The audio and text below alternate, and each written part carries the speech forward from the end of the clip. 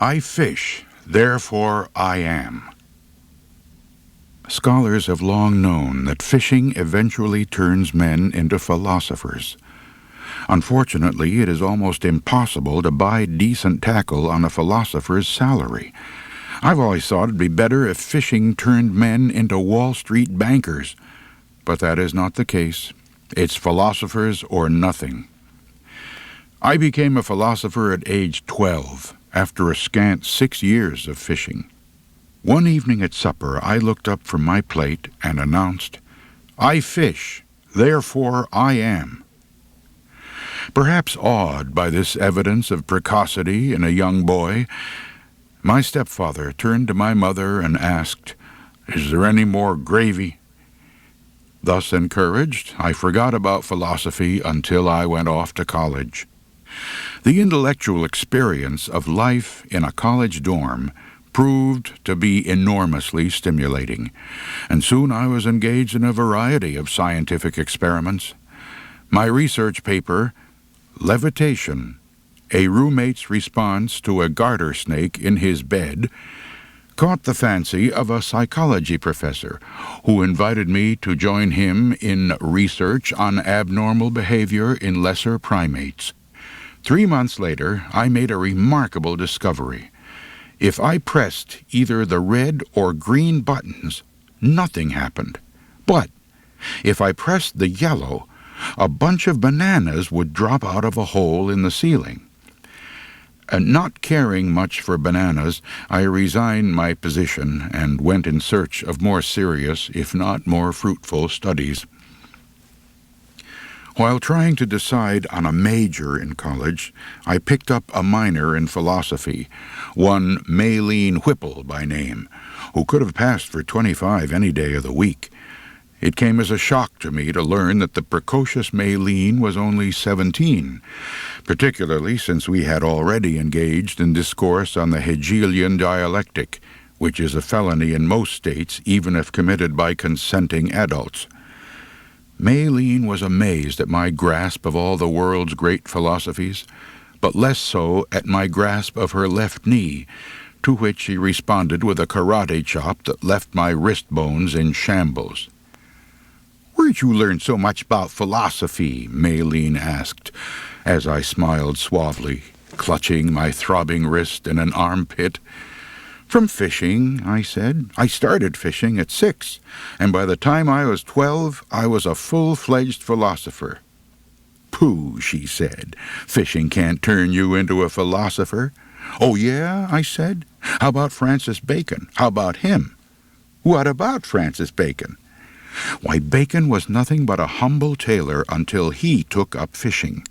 5 years later, he invented the scientific method and changed the course of history, despite never having landed a brown trout over 15 inches. "That's incredible," Maylene gasped. "Yes," I replied, "particularly when you consider there were plenty of really big brown trout around back then. The rule is, however, the worse the fisherman, the better the philosopher." I went on to explain to Maylene that Aristotle was known among his associates merely as one weird dude, until he met up with Plato. "Teach me to be a philosopher," Aristotle pleaded. Plato was immediately intrigued by the young man.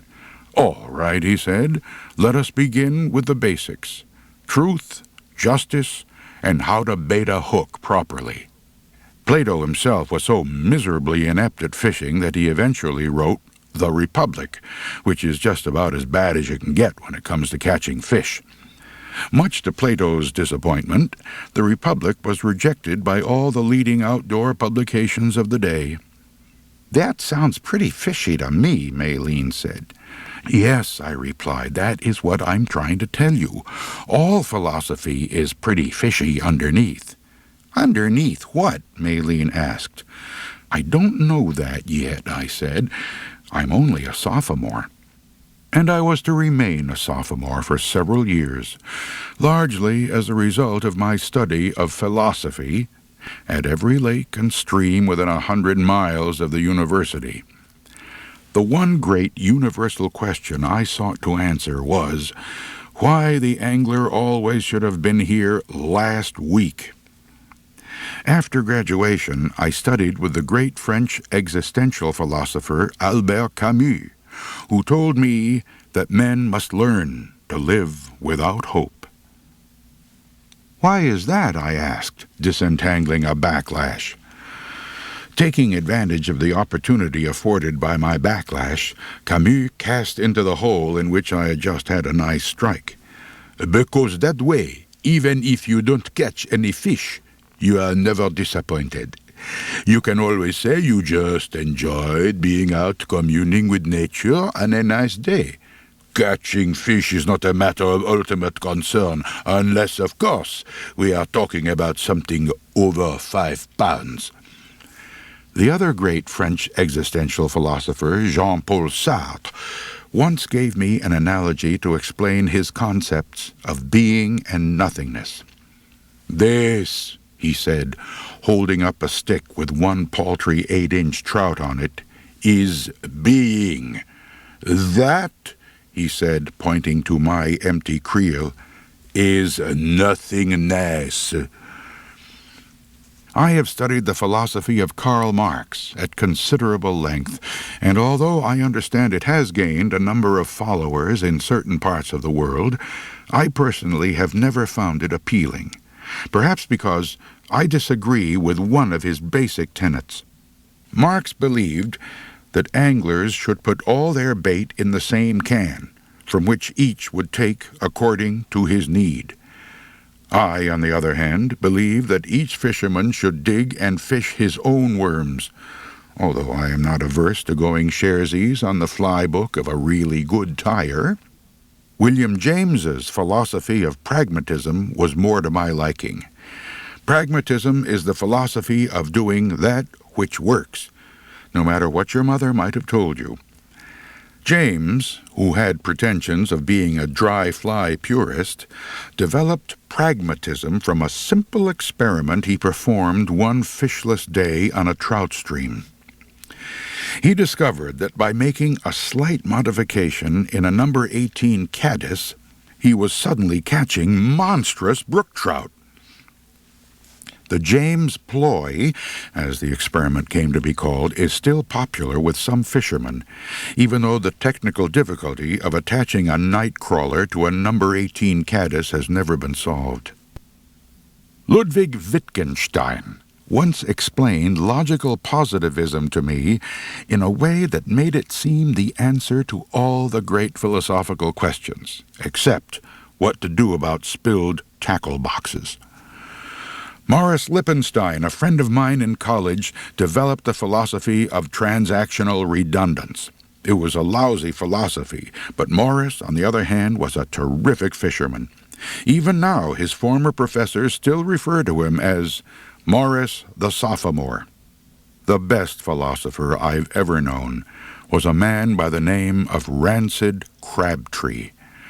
Rancid lived in a little cabin in the woods behind our place when I was a boy, and since his time was free of all forms of gainful employment, he was able to devote himself to philosophy for up to 12 hours a day, not including cleaning and eating the catch.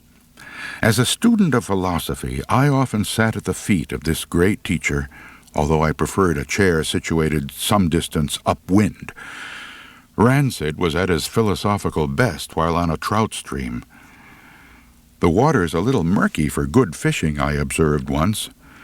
Rancid took a chaw of tobacco and studied the water. "Ain't nothing never just right to do what you wants to do when you wants to do it," he philosophized. "So you best just go ahead and do it anyways." "Spinoza?" I asked. "No, just a little tobacco juice dribbling down my chin." Although Rancid's philosophy seemed to be centered on fishing, it shaped much of my attitude toward life. Here is a sampling of his philosophy. "The two best times to fish is when it's raining and when it ain't. Smoked carp tastes just as good as smoked salmon when you ain't got no smoked salmon. There ain't no private property you can't fish if you knows how to hunker a spell with a man what owns it. You can't make fish bite just by wanting them to. Any time a man ain't fishing, he's frittering away his life. As I say, Rancid Crabtree's philosophy had an enormous influence on me. If it hadn't been for that, I might now be living a life adorned with the tawdry baubles of wealth, a life made sleazy and decadent by conspicuous consumption. I might even have turned out to be one of the jaded, beautiful people of the jet set.